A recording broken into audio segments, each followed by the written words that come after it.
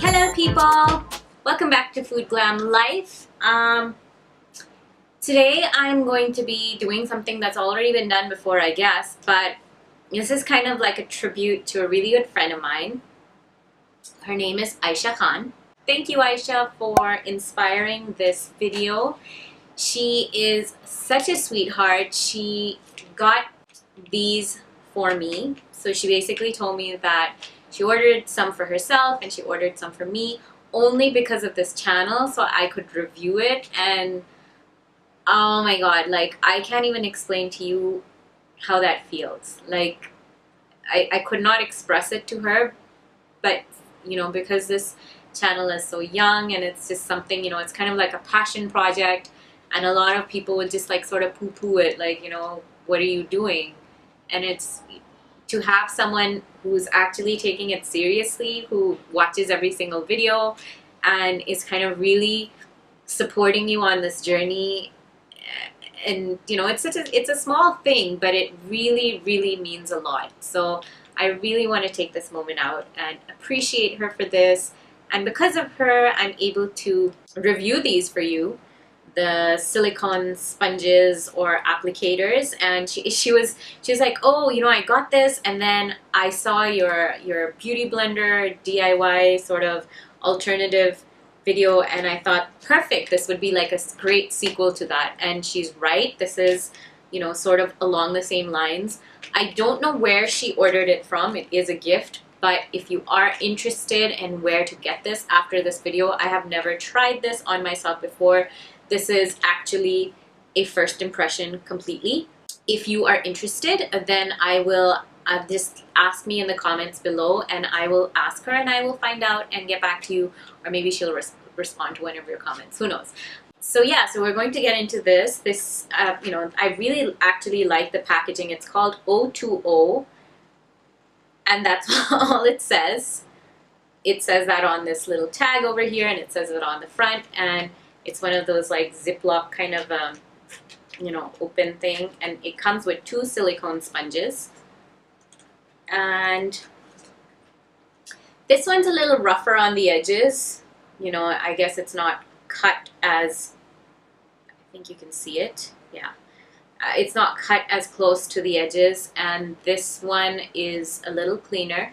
And I actually thought that maybe you have to remove this, but I don't think there's any way of removing that. This is what I think it really looks like. And what I'm going to do is I want to test it out with 3 different kinds of foundations. But before I do that, I'm going to lightly prime my skin. It's feeling really dry. I'm using the e.l.f. Hydrating Primer, and I'm just putting that on my driest areas, which is generally the center of my face. And I don't know, you probably guessed this is part of, you know, I'm also filming another video on the Jaclyn Hill eye palette, the fake Jaclyn Hill eye palette, and yeah, so the eye makeup is part of that. I thought I'd go ahead and when I was doing my base, I would sort of just take the opportunity and review this, right? That's a good idea.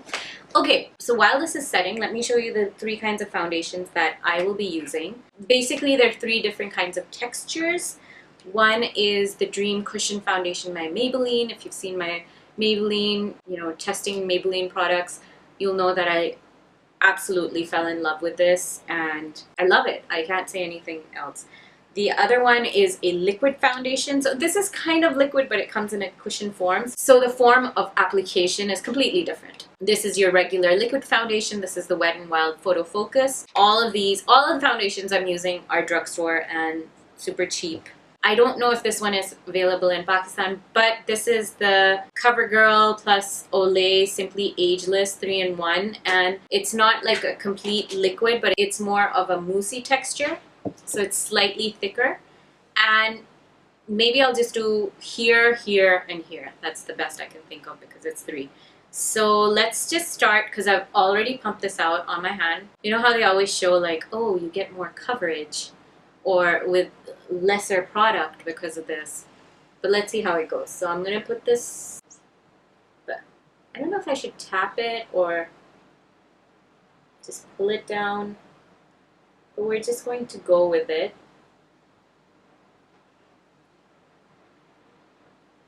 I kind of feel like I'm painting it on. So maybe I should tap it?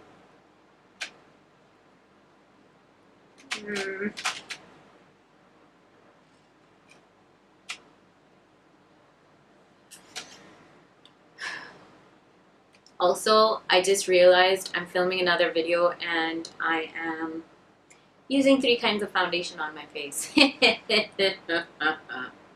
Not a good idea. Okay, I don't know how I feel about this. It's getting into my hair for one. I feel like it's sitting on my skin and I never like that feeling. And I feel like going in with my beauty blender. So that's not a good, what can I say, indication of that? Like maybe it's good, I don't know. Do you guys mind? I just need to sort of blend this in. What's happening is it's sitting there, but it's not blending in to my face. Okay, so, and nothing is really coming off that much.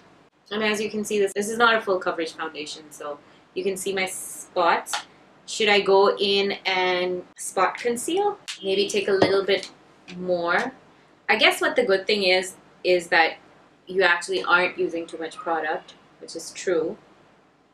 But you see, it's just going there and just sitting. Maybe I have to work it harder and I'm just being lazy and used to a beauty blender or a sponge. I mean, I did manage to do that part.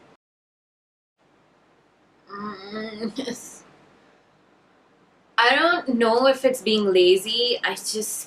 No one wants to do that. I mean, I feel like a beauty blender already takes up so much time and I don't want to keep doing this. Okay. Second side. What should I use? On this side, I'm going to use the Dream Cushion, and I'm going to use it the same way I do with my beauty blender, is that I dip. Whoa. That's being weird. I just have to push it harder. I guess with a beauty blender, you don't really see what happens. I don't know.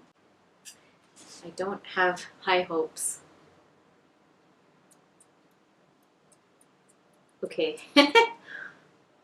Had I first used this foundation with this sponge, I think that I would have hated the foundation because this is just ridiculous. The moussey one, that reminds me of my nephew, Musa. I call him Moosey. Anyway, that was so random. The mousse one did apply better. The cushion foundation is no, not at all.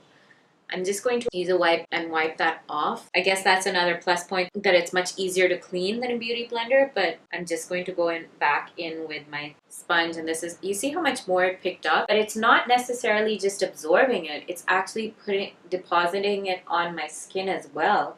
I don't think people who apply makeup get that upset with the amount of product that a beauty blender absorbs, really. Like how much more is it? Okay, you guys, so far this is a fail on both the Covergirl plus Olay foundation and the Dream Cushion foundation. Let's finally try it with the liquid foundation, the Wet n Wild liquid foundation on my forehead. Take this, it's on the back of my hand. I'm kind of scared that it's going to get into my hair. Whoa. Feel like I put on too much.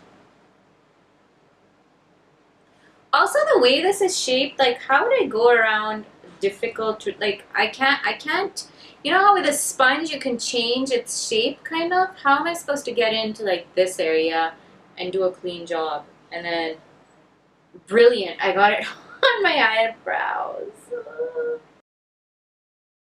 I feel like you could maybe use this to apply, but it's okay. The liquid, again, it's not blending out.